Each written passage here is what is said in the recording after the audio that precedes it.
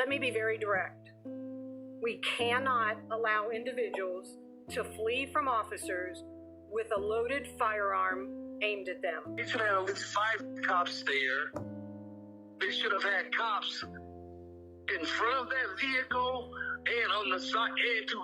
And watch my nephew drop the way he dropped. It was like my soul left my body.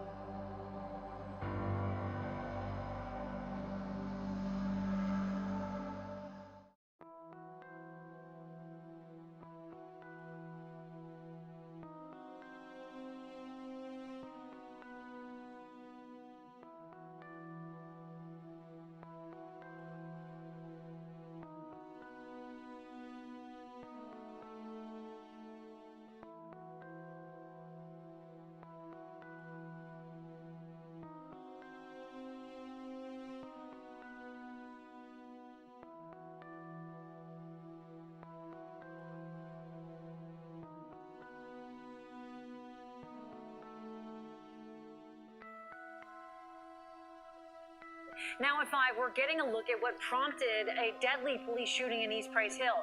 Yesterday, a Cincinnati police officer shot and killed someone running from police. A Cincinnati police officer shot and killed someone running from police.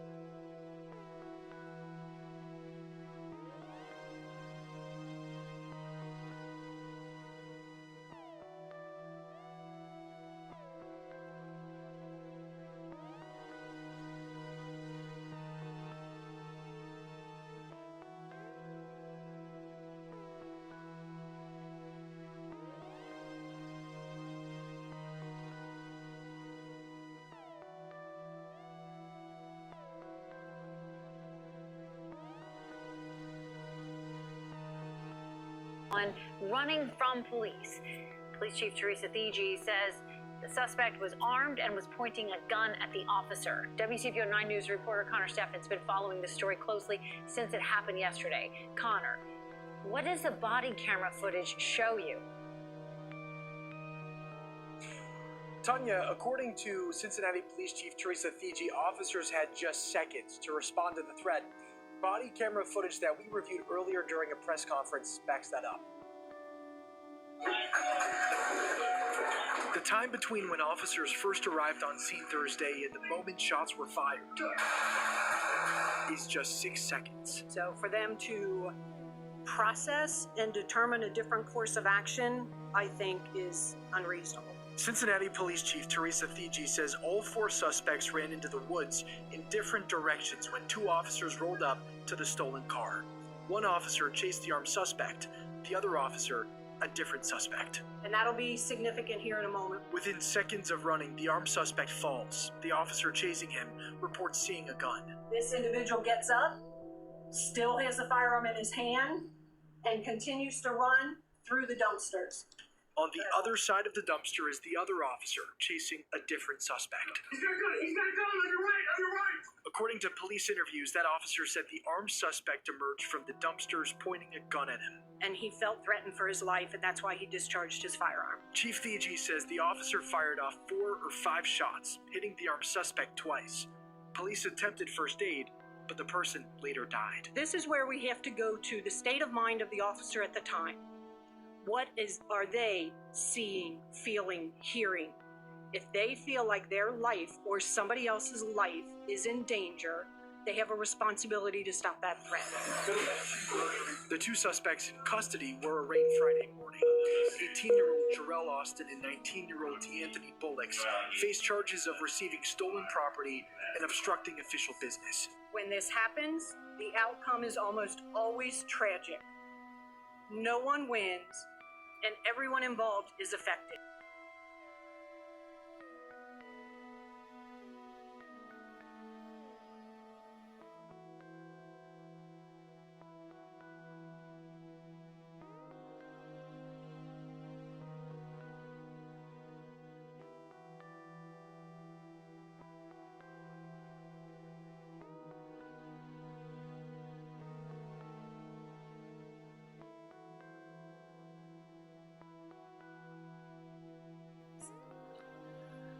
Let me be very direct. We cannot allow individuals to flee from officers with a loaded firearm aimed at them. When this happens, the outcome is almost always tragic. To flee from officers with a loaded firearm aimed at them. No one wins, and everyone involved is affected. As I review the sequence of events from yesterday, you'll see exactly how rapidly these things evolve, and it will permanently alter the lives of everyone involved.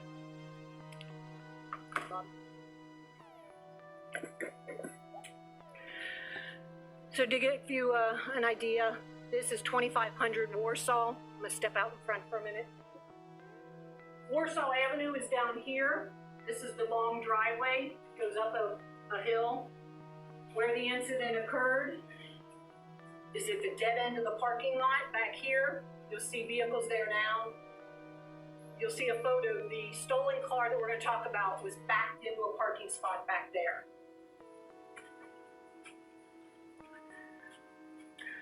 As you can see, this is a stolen Kia. It was stolen out of northern Kentucky yesterday.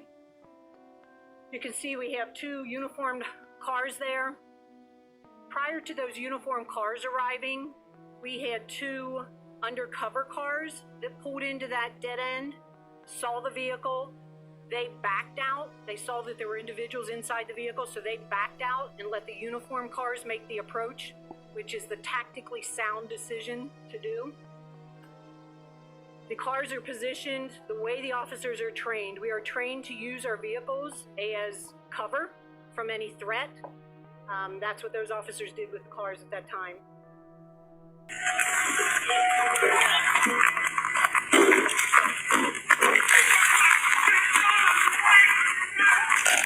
Good. Yeah, 3 separate investigations into this incident are ongoing. Officers, attorneys looking to see what exactly happened and if the officers' actions were justified. No timeline yet as to when we'll find those answers, but today we did get to speak to the family of Rodney Hinton. That's the suspect who was fatally shot. They're giving us more insight as to how it is that he got to be here that day. He was supposed to be at home that night. He had no business being on a stolen car, man. He had a bed to come home to. He slept in the car. He couldn't get in the house. He called me like 6, 9 times. And I was asleep. I'm so sorry. This was never supposed to happen to you. A cousin expressing remorse for missing the phone calls of 18-year-old Ryan Hinton, a former Don High School student who that night slept in a stolen car with 3 others. Police tracked the car to a parking lot in East Price Hill. That's when all 4 suspects ran.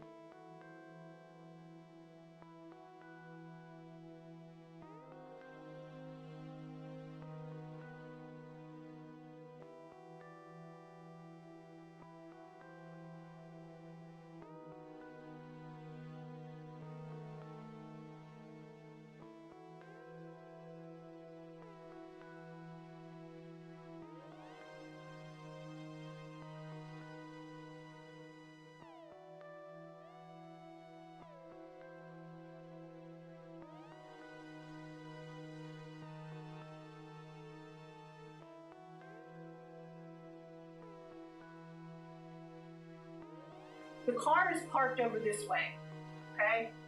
They are chasing the individual. So officer number one, is chasing this guy right here. Okay, this is the guy we ultimately end up shooting. The other officer, who actually fires the shot on this individual, is chasing a different individual further out this way, in this direction. Okay? As this officer is chasing him, he sees a firearm in his hand, and he yells, "Gun, gun," he's got a gun. This individual slips, trips, whatever, falls on the concrete right here. Other officers that were also there say in their interview, they heard the firearm hit the concrete. They heard the metal from the firearm hit the concrete. This individual gets up, still has a firearm in his hand, and continues to run through the dumpsters.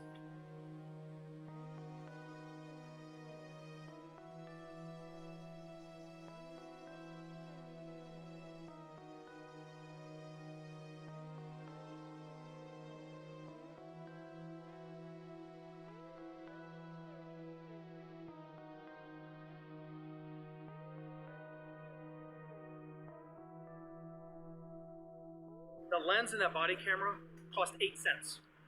So of course, when you have an officer running as well as someone else, it's probably going to be parking.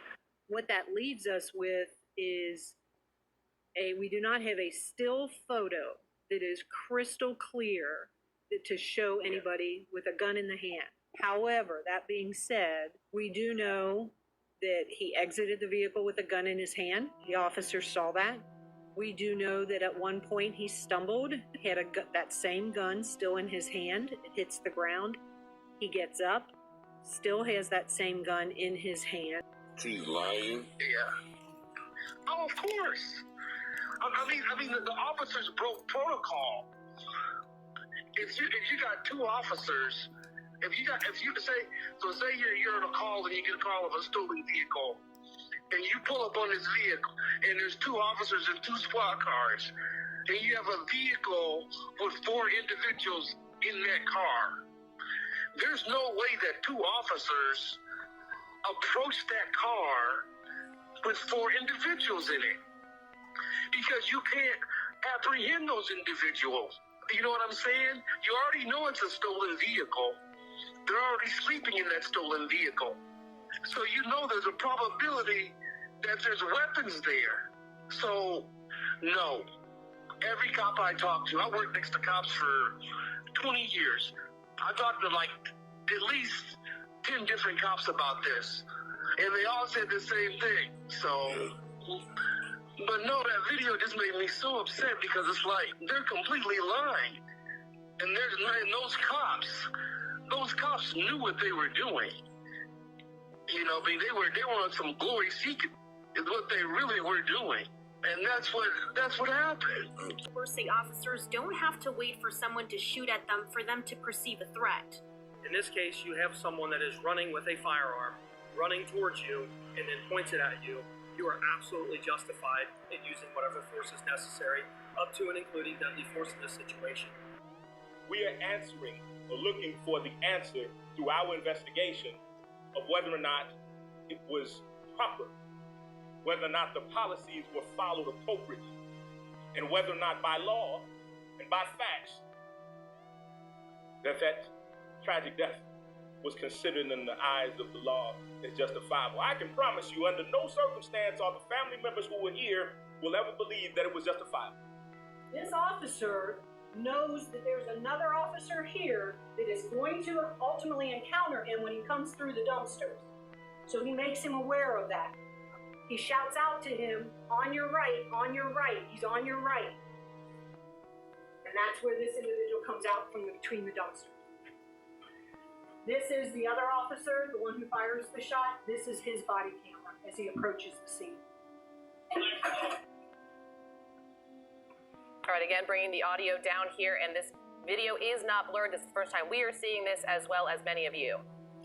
So the police chief was describing how they called out to each other that this suspect was going to be running through the dumpsters. This officer had circled back behind there, anticipating, and that's when he does fire those shots that ended up being deadly. Let's listen back into the chief. Remember I told you he fell on the concrete? The officer said that they heard the metal hit the ground.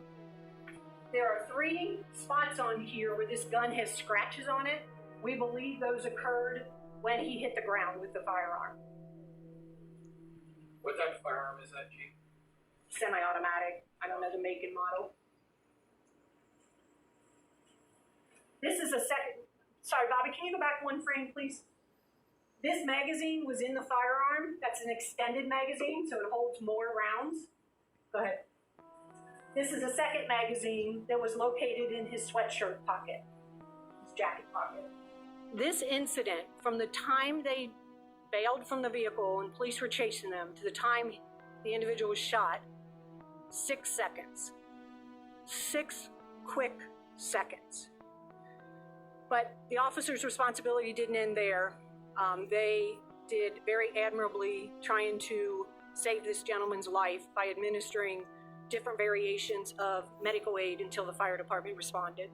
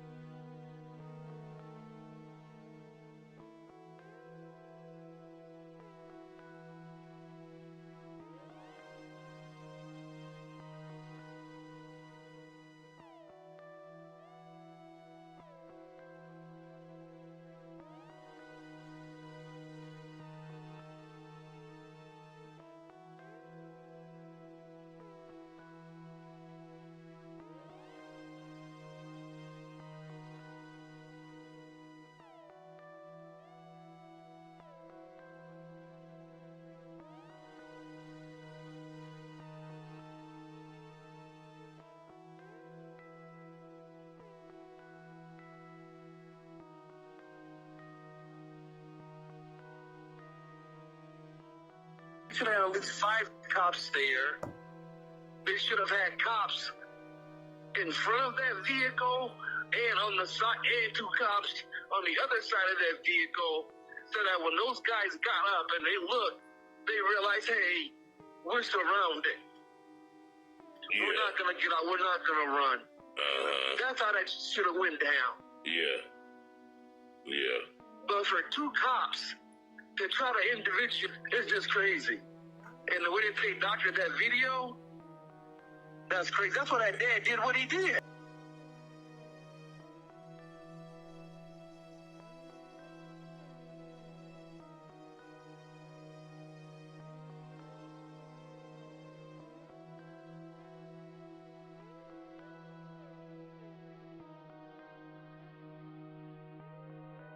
Three men facing even more charges tonight after that stolen car investigation taking a deadly turn in East Price Hill. So 18-year-old Rodney Hinton was shot and killed by police.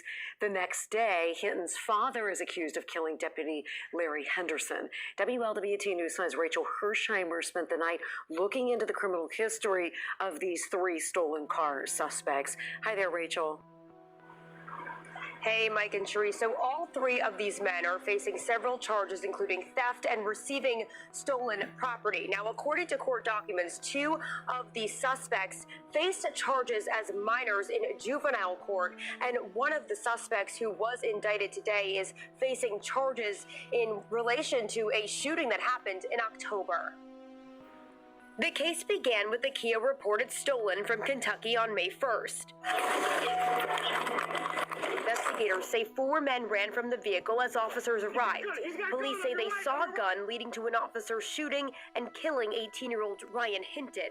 The three men accused of running face a series of charges. They're 19-year-old D'Anthony Bullocks, 18-year-old Sincere Grigsby, and 18-year-old Jarrell Austin. As I seen in the video about my grandson, I seen two scared people. I seen the officer scared, and I seen my grandson scared. So it's an unfortunate incident that happened. So that's all I seen. It was like, I didn't see the police there trying to kill. No.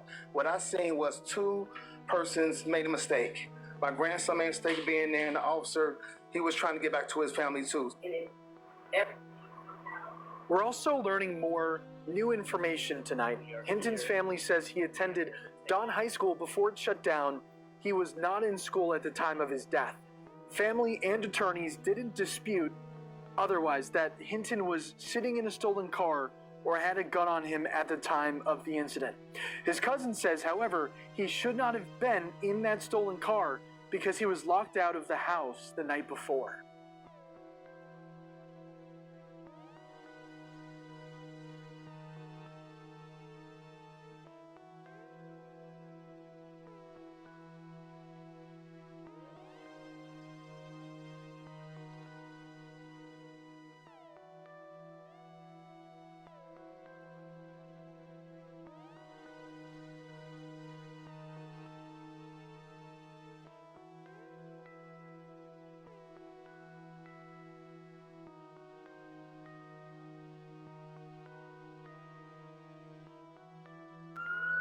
On Friday, a day after that shooting and 2 hours after the Hinton family reviewed the body camera footage, according to the family's lawyer, a driver crashing a car into a Hamilton County deputy directing traffic near a commencement ceremony, killing him. The suspect, authorities say, is Ryan Hinton's father, Rodney Hinton Jr. Hinton's attorney calling the officer's death a horrific tragedy.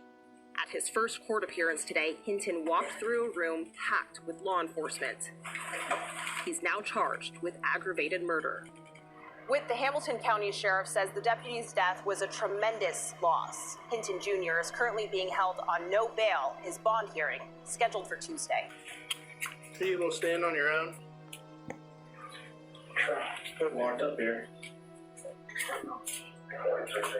Hey, use this hand to hold you. I'm gonna put this hand in a cuff.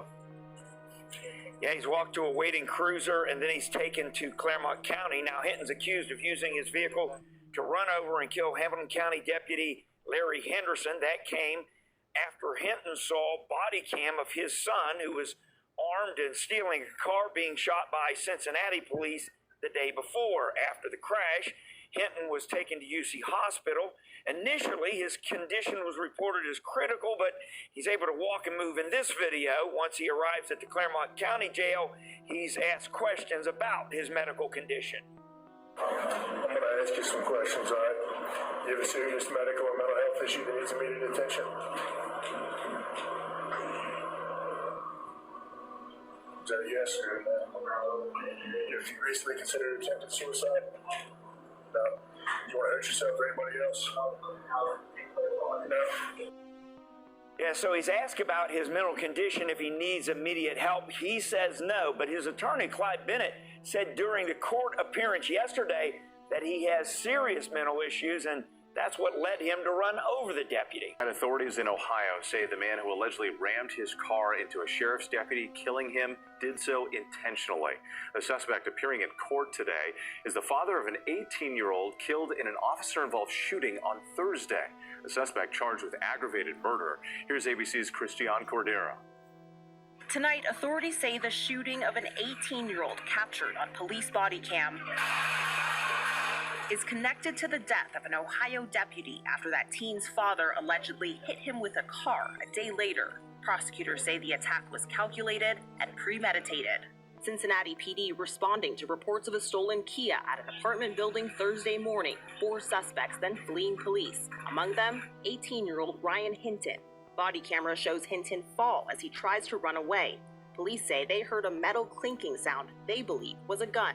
He's got a gun! He's got a gun! On your right! He's got a gun! As Hinton emerges from behind a dumpster, authorities say, another officer firing 4 or 5 shots. The officer says that he saw the suspect point the firearm at him. Yes.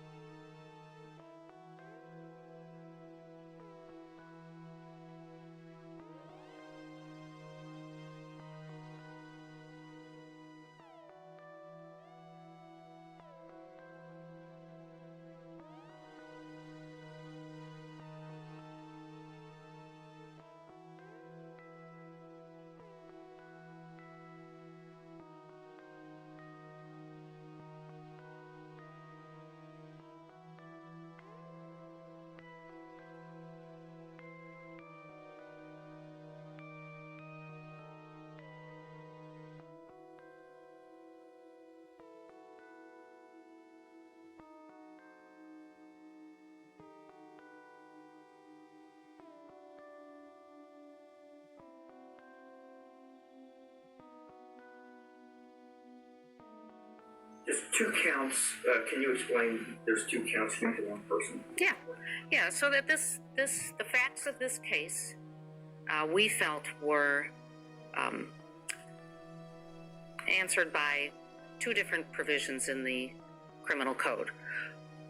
Both provisions for this type of aggravated murder are directed for instances when the victim is a law enforcement officer and the defendant either knew or should have known, in plain speak, should have known, or everybody thinks they should have known, is a law enforcement officer.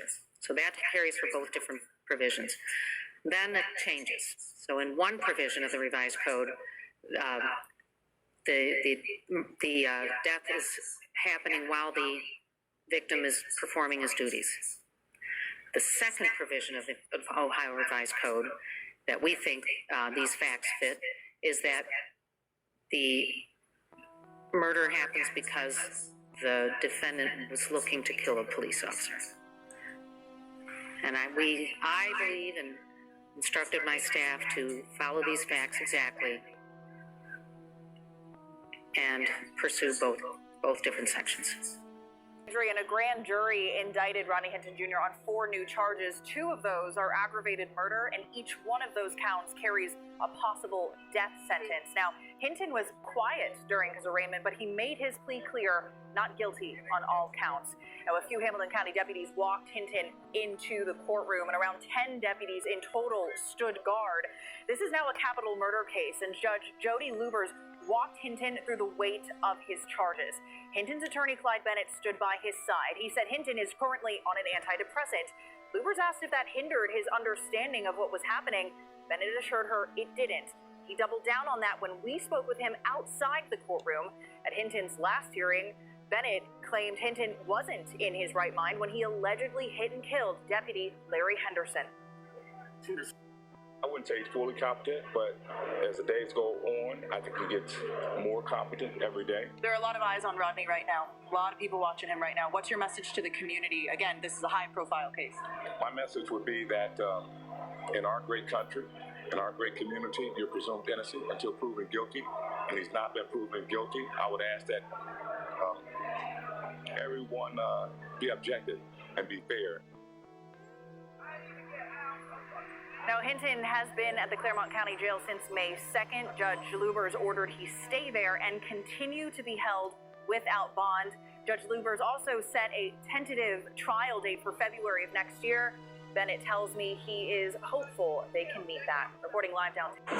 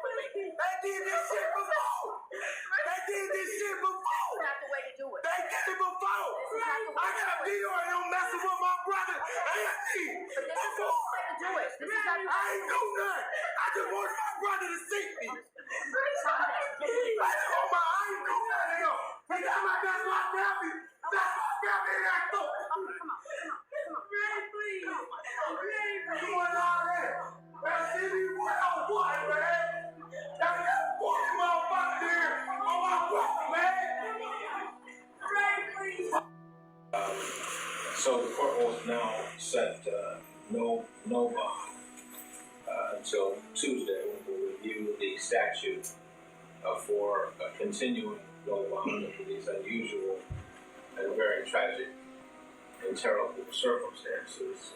Where will the defendant be housed, and will he be safe? And I ask that because he was transferred, as I understand it, to Clermont County yesterday. That's correct. On my order. That's correct. And will he be returned to Clermont County until Tuesday? It's all understandable. And you have a safe environment for him there in Clermont County? Yes, sir. You'll return him on Tuesday, May the 6th at 8:30 a.m. for a hearing at 9 o'clock in the morning? Yes, sir. All right, thank you. Your Honor, for the record, we'd ask the court to put a bond on him now, but we understand that some not a bond hearing is going to request. All right, no bond. Thank you. Thank you. And we can hold him at no bond for 72 hours, yes, is that right? Yes, sir. Thank you. All right.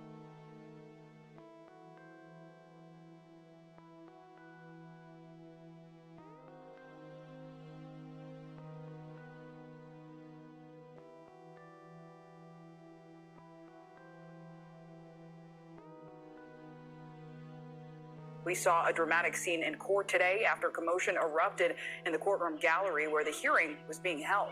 Joining us now, NBC News correspondent Shaquille Brewster in Cincinnati. Shaq, walk us through what we heard and saw in that rowdy courtroom today. Yes, and Clay, that commotion that you were just playing there really underscores the emotion that's being felt in this case. And that was the crux of the argument that we heard from the defense attorney really for the first time in this proceedings. The defense attorney not disputing that his client was involved in the crash that led to the death of Deputy Henderson, not disputing the idea that it was an intentional crash, but instead saying it was his emotional state that led him to act in this manner, saying that he was responding emotionally after seeing a video of his son being killed by an officer from a different department. That's something that was backed up by a family member who I spoke to after that hearing about the mental state and demeanor of the suspect, of the defendant in this case. Listen to a little bit of that conversation. I can only imagine what he felt when he seen that video, because when I finally seen it, and I watched that video from the beginning to the end, and watched my nephew drop the way he dropped.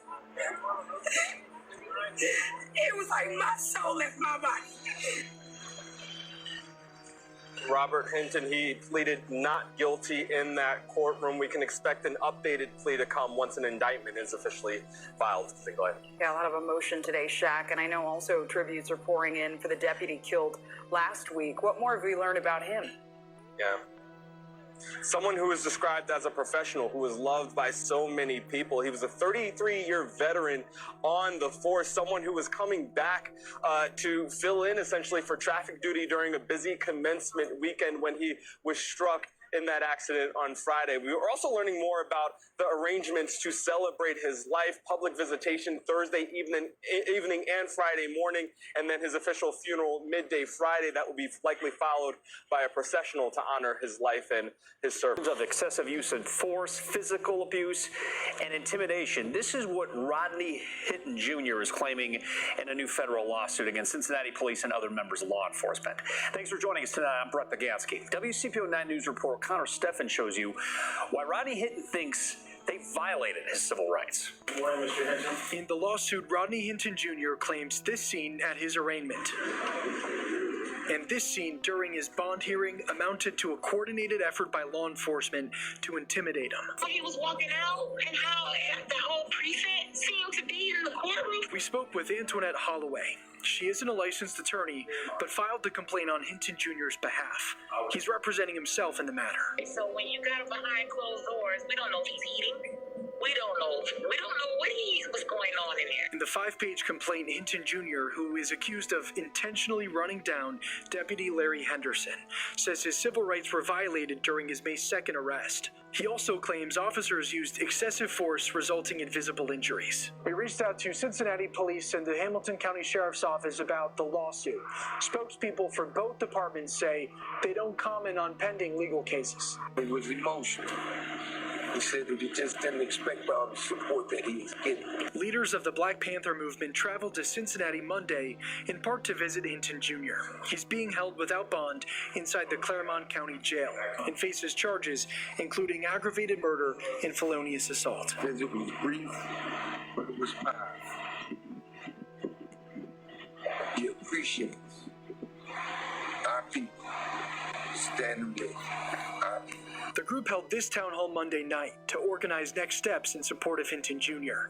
About 40 people showed up, including 24-year-old CJ Robinson. It could be me next week, you know, and I can only imagine if I was killed unjustly, what my parents would do. Meanwhile, the greater Cincinnati community continues to mourn the death of fallen Hamilton County Deputy Larry Henderson. WCPO 9 News reporter Valerie Lyons is live in Anderson tonight with more on Henderson's life and legacy. Valerie?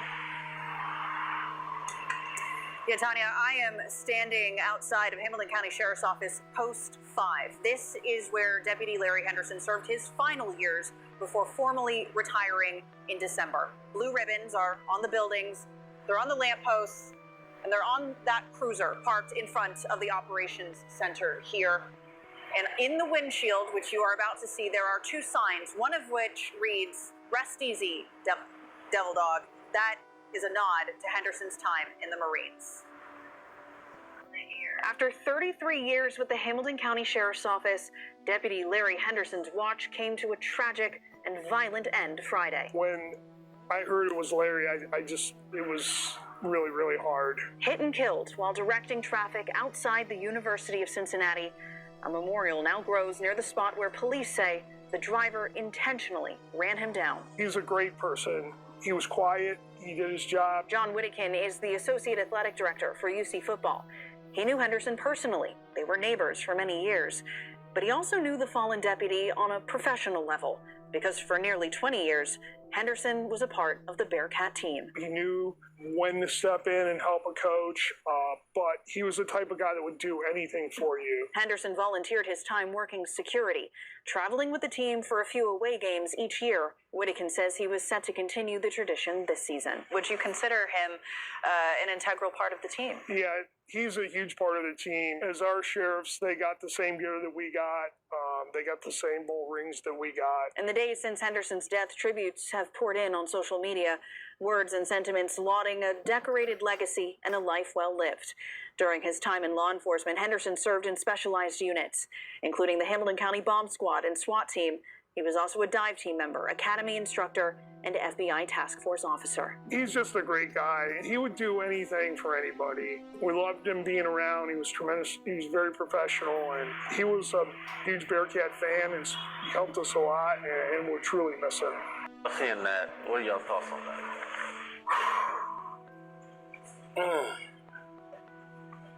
Instantly, all I can think about is like, what if that was my little brother?